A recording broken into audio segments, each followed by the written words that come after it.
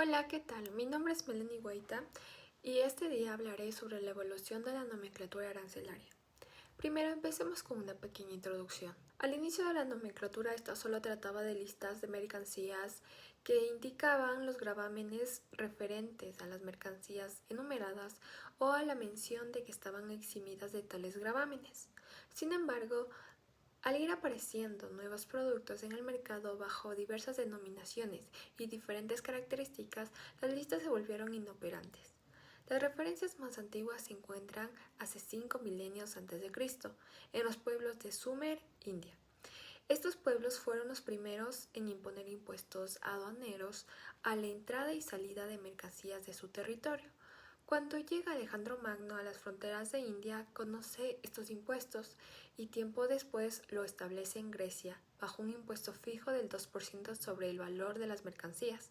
Fue en Roma donde se estableció por fin un impuesto real sobre el comercio exterior, cuyo propósito principal era generar ingresos para el erarium, es decir, el tesoro público. La recaudación de este impuesto comenzó en el puerto de Ostia. Este sistema se basaba en la clasificación de mercancías de manera general por tipos básicos, como los tejidos, los animales, los granos, y su valoración era aproximada y se basaba en el volumen de la mercancía, en el peso, en el tipo del producto, en el origen del producto. Fueron los árabes quienes poseían un mejor y un más perfecto sistema aduanero en esos años. Esto se deriva de las revelaciones contenidas en el Corán. Su clasificación de mercancías consistía en origen geográfico, en material, en fabricación, llevando un registro administrativo detallado en el Diwan al-Rasail. Durante la Edad Media se vuelve a los impuestos personales. El rey vivía de su patrimonio y del derecho que le asistía para que todos contribuyeran a sus necesidades. Pero no existían principios, bases ni sistemas tributarios. En estos años consistía en un sistema feudal, es decir, cada señorío establecía sus propias reglas aduaneras. En Italia, en el siglo XII y XIII, los impuestos gravan al capital, la fortuna o a la operación aduanera, siendo este último quien comienza a extenderse junto con el desarrollo del comercio, principalmente marítimo a partir de esa época. Por otro lado, el impuesto de aduanas también se desarrolla en Inglaterra y posteriormente en las repúblicas italianas. Una vez escuchada esta breve historia, puede decirse que los primeros sistemas de clasificación de mercancías fueron de naturaleza muy simple, consistiendo en muchos casos solo en listas alfabéticas de mercancías a las cuales se aplicaban ciertos impuestos o peajes o bien eran eximidas de los gravámenes. Sin embargo, a medida que se incrementó el número de impuestos, gravámenes o derechos en las distintas listas alfabéticas, se hicieron manifiestas las ventajas que traería un sistema de clasificación de mercancías basados en criterios distintos al tratamiento de diferenciar mercancías gravadas o exentas. Es así como nacen los aranceles de aduanas basados en criterios sistemáticos, tales como la naturaleza de la mercancía, la materia constitutiva, su origen, su grado de elaboración o su función. Hay que tener en cuenta que esta necesidad era muy latente, ya que se observaban diferencias en el orden, en la disposición interna de las partidas, en las designaciones y definición de las mercancías o incluso en los principios fundamentales de clasificación en los que se basaban los aranceles. Es por eso que en Bélgica en 1831 se introduce una nueva clasificación que se produce en un periodo crucial para Bélgica, donde buscaba restablecer un sistema administrativo y económico, y las estadísticas comerciales eran vistas como fundamentales para el desarrollo. Por aquello, en 1831 se implementó un sistema de clasificación tripartita para sus estadísticas de comercio exterior, dividiendo las mercancías en tres categorías: materia prima, artículos manufacturados y artículos de producción. En 1854, la propia Bélgica cambia de sistema para reemplazarlo por un sistema de numeración de artículos en orden alfabético. El sistema anterior, que clasificaba las mercancías en tres categorías, había sido útil para la organización inicial de las estadísticas comerciales. Sin embargo, a medida que el comercio internacional se expandía y se diversificaba, se hizo evidente que una clasificación más detallada y accesible era necesaria. Le sigue el Arancel de Aduanas Austrohúngaro de 1882. Este es un documento que contiene aranceles que siguen los principios de clasificación de mercancías según las grandes divisiones naturales establecidas por la ciencia, empleando el sistema progresivo o desde lo más simple a lo más complejo. Contiene conocimientos básicos de las mercancías tales como composición, uso y procedimiento de fabricación. Esta nomenclatura fue aplicada en más de 20 países y sentó las bases para lo que vendría después. Establece 4 categorías. A. Mercancías en estado natural, preparados alimenticios, grasas, bebidas, materias primas. B.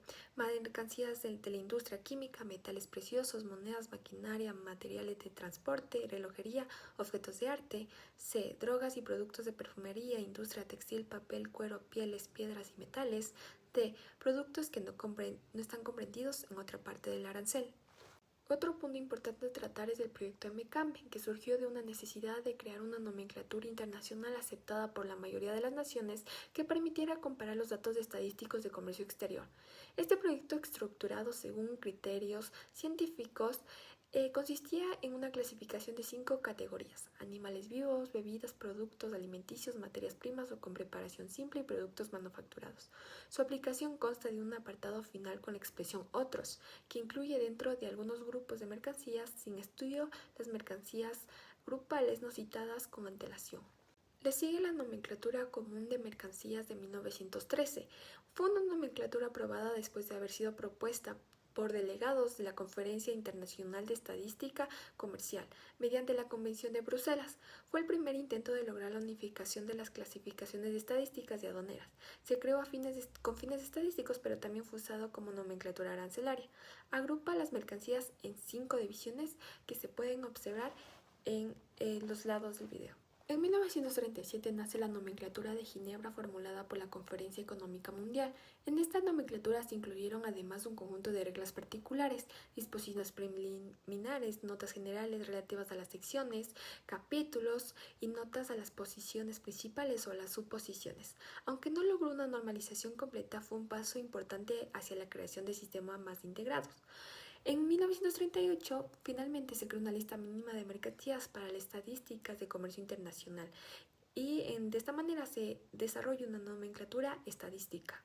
Posteriormente nace la nomenclatura arancelaria de Bruselas, que fue un sistema de clasificación de mercancías creado en 1950 bajo el auspicio del Consejo de Cooperación Aduanera.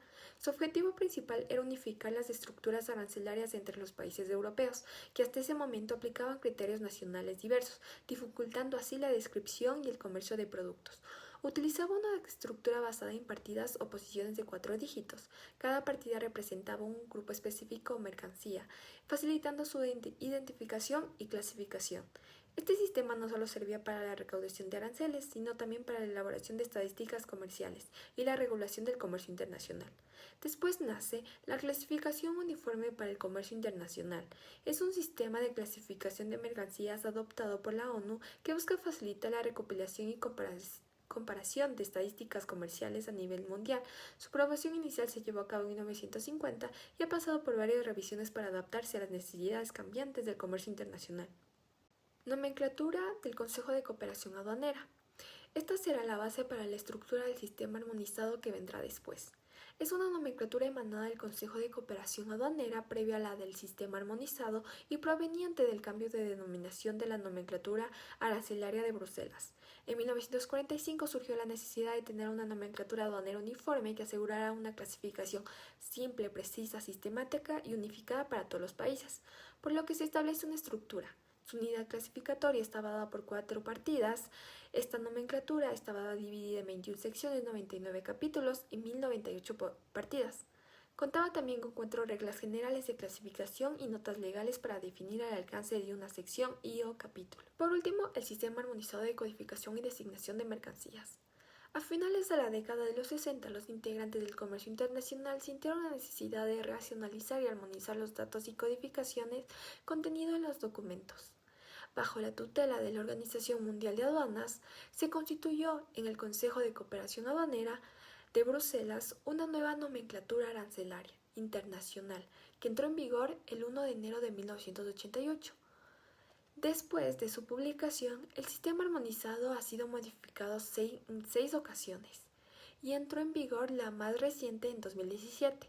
Sus principales objetivos son facilitar el comercio internacional, reducir los costos a nivel de intercambios internacionales y facilitar la recolección y comparación de las estadísticas confiables. Es utilizado por más de 177 países alrededor del mundo.